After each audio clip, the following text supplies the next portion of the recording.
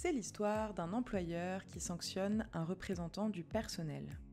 Un salarié, protégé en raison de son mandat de représentant du personnel, est mis à pied à titre disciplinaire par son employeur pour une durée de 5 jours. Mais ce salarié estime que, parce qu'il est protégé, cette sanction aurait nécessité le recueil de son consentement préalable. En effet, ce salarié rappelle qu'aucun changement des conditions de travail ne peut être imposé à un salarié protégé sans avoir d'abord recueilli son accord. Or, la mise à pied disciplinaire entraîne une modification de sa rémunération et de ses horaires de travail. Le salarié aurait donc dû être informé par l'employeur de son droit de refuser la sanction.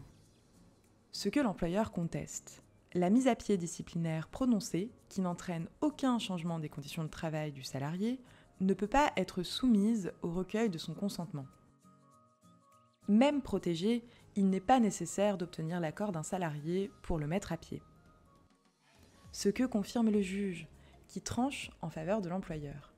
Une mise à pied à titre disciplinaire peut être imposée au salarié puisqu'elle ne suspend pas l'exécution de son mandat et ne modifie pas ses conditions de travail.